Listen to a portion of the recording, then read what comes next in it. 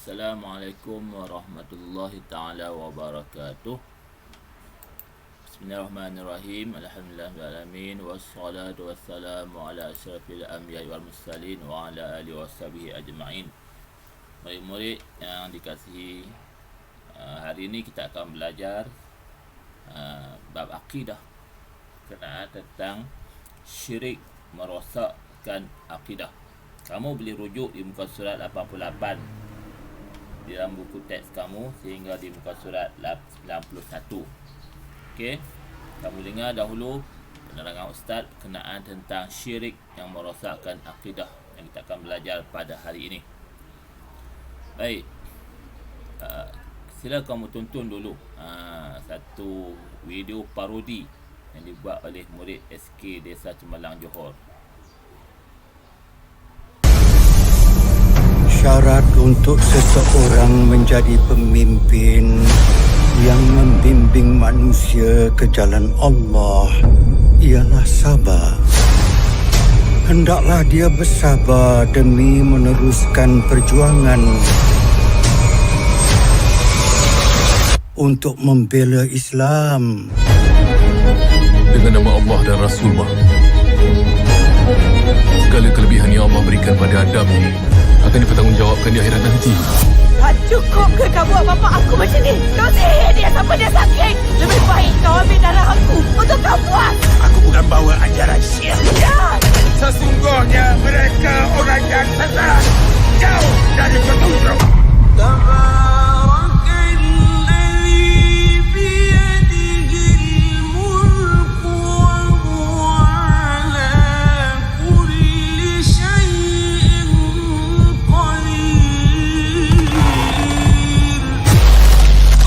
Fir'aun, hazihi ummah, astaghfirullah.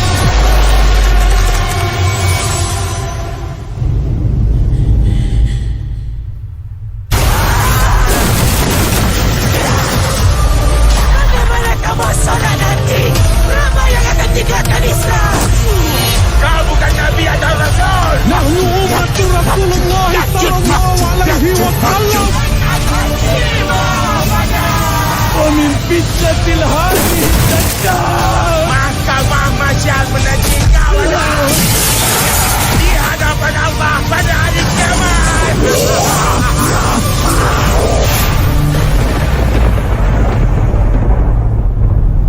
Sesiapa yang tak rasa, takkan faham dengan perjuangan kita, Azman. Takkan faham.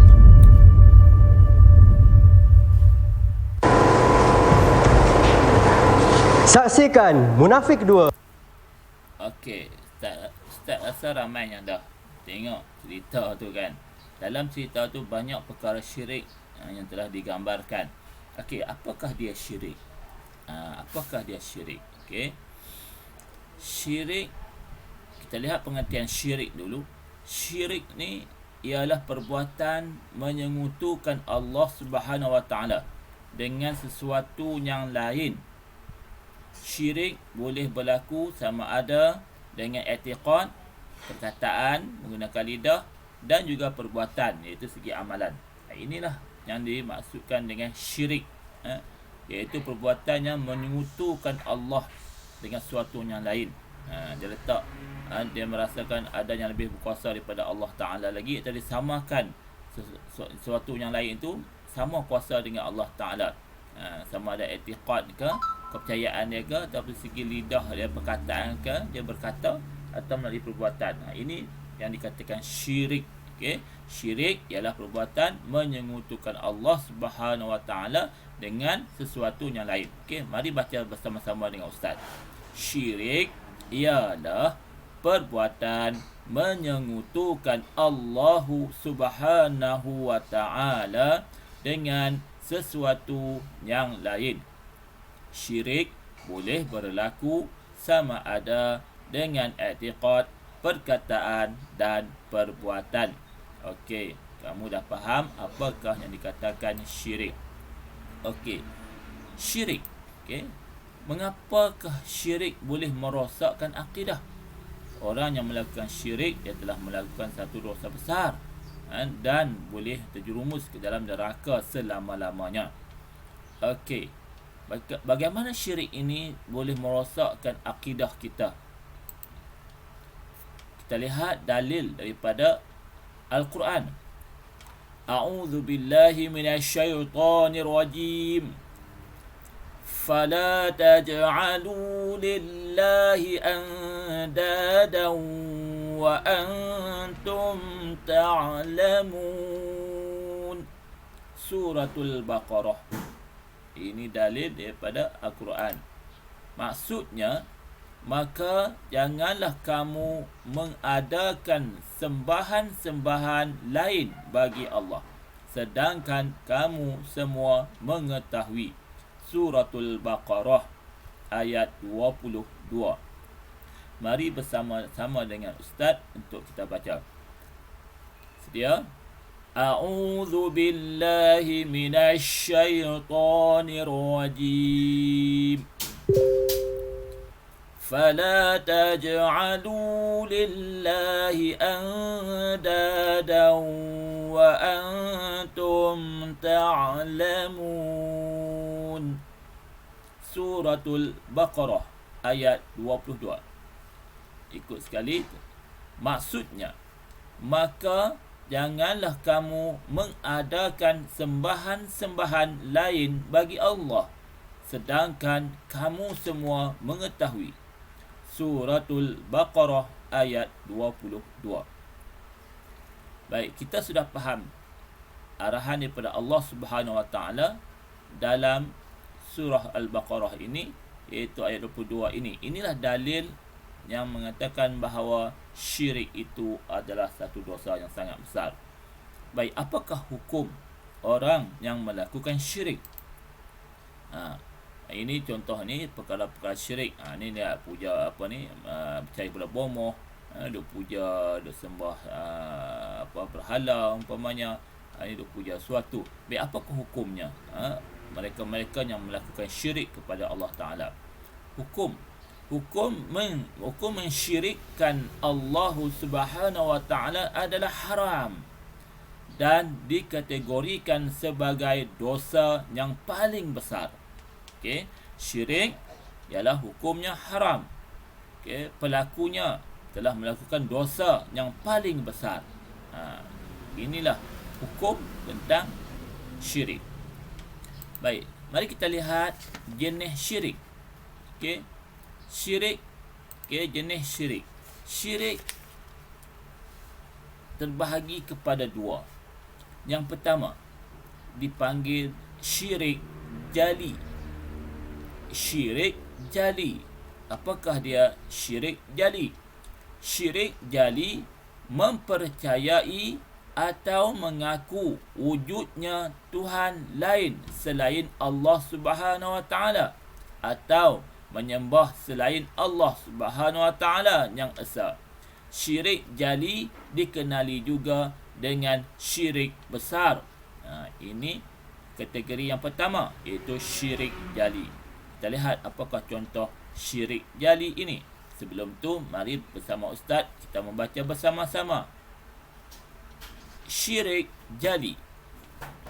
Ikut sekali pengertian. Syirik jali mempercayai atau mengaku wujudnya Tuhan lain selain Allah Subhanahu Wa Taala, atau menyembah selain Allah Subhanahu Wa Taala yang esa. Syirik jali dikenali juga dengan syirik besar. Baik, mari kita lihat contoh amalan syirik jali. Ini contoh pertama, menyembah berhala. Ini syirik jali. Mana syirik ni nampak jelas dilakukan oleh pelaku-pelaku syirik. Okay. Contohnya yang lain ialah ini menyembah pantai, puja pantai, ataupun mereka menyembah matahari umpamanya. Okey, ini menyembah kubur. Ini contoh syirik jali, jelas nampak yang dilakukan oleh mereka ini. Okey, ini pun puja kubur untuk dapatkan nombor ekor, panggil apa, Pak Pui. Ini semua syirik jali, mana jelas nampak dilakukan oleh mereka. Maka ini adalah dosa yang sangat besar. Baik, bahagian yang kedua iaitu syirik khafi. Apakah dia syirik khafi? Syirik khafi tidak meletakkan Allah Subhanahu Wa Taala sebagai yang mutlak dalam niat ketika beribadah atau melakukan sesuatu perkara. Syirik ini dikenali juga dengan syirik kecil. Jika syirik jali ialah syirik besar, syirik khafi ialah syirik kecil sebab tidak nampak perbuatannya, namun dilakukan di dalam hati. Okey, mari bersama dengan Ustaz untuk membaca pengertian syirik khafi. Sila baca bersama. Syirik khafi tidak meletakkan Allah Subhanahu Wa Taala sebagai yang mutlak dalam niat ketika beribadah atau melakukan sesuatu perkara. Syirik ini dikenali juga dengan syirik kecil. Untuk lebih jelas, mari kita lihat contoh syirik khafi. Ini contoh syirik, amalan syirik khafi. Contohnya riya. Riya ini berada dalam hati. Mana riya ni dia menunjuk-nunjuk, ingin menunjuk sesuatu kepada orang lain.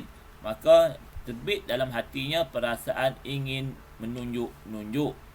Maka jika ada dalam hati riya, membanggakan diri, maka itu syirik khafi. Kerana segala pemberian Allah Ta'ala, nikmat yang Allah Ta'ala beri kepada kita ialah milik Allah Ta'ala. Jadi kita tidak boleh mengaku nikmat itu milik kita. Jadi bila seseorang itu mengaku nikmat yang dia ada itu milik dia, maka dia boleh membanggakan diri. Dia rasa riak dialah yang paling hebat. Ini juga syirik, iaitu syirik khafi, syirik halus, duduk dalam hati. Apa contohnya lain? Takbur, bangga diri, sombong, angkuh, bongkak, itu pun syirik, duduk dalam hati. Ujub, dia bangga diri dia, dia rasa dialah paling hebat. Itu juga adalah syirik khafi, iaitu syirik yang berada di dalam hati seseorang. Baik, oleh kerana kamu dah faham pembahagian dua syirik ini, maka kamu dikehendaki menyelesaikan satu tugasan, iaitu peta buih berganda. Apakah yang perlu kamu lakukan? Baik, di sini kamu lihat ada syirik jenis syirik khafi. Sini ialah jenis syirik jali. Baik, dua bulatan kuning ini ialah persamaan. Apakah yang sama? Apakah yang sama yang ada pada syirik khafi dan syirik jali? Apakah persamaan kedua-dua ini? Kemudian di sebelah syirik khafi ini ada 3 bulatan berwarna hijau. Yang ini ialah perbezaan, iaitu bulatan hijau ini ada pada syirik khafi tetapi tidak ada pada syirik jali. Demikian juga 3 bulatan yang ada pada syirik jali, iaitu kamu isikan di sini apakah dia perkara-perkara yang hanya ada pada syirik jali tetapi tidak ada pada syirik khafi. Sekali lagi Ustaz ulang, yang berwarna bulatan kuning ini ialah persamaan. Dua-dua ada. Pada syirik khafi pun ada, pada syirik jali pun ada. Jadi kamu dikehendaki menyelesaikan tugasan ini. Selesaikan tugasan ini, kamu tulis, buat bulatan, tidak perlu cantik-cantik, bulatan biasa sahaja dalam buku tulis kamu, sama ada PI1 ataupun PI2. Isikan bulatan ini, kemudian tangkap gambar dan hantar kepada ustaz. Okey, itu saja kerja yang kamu perlu laksanakan. Okey, terima kasih Ustaz ucapkan. Assalamualaikum warahmatullahi taala wabarakatuh.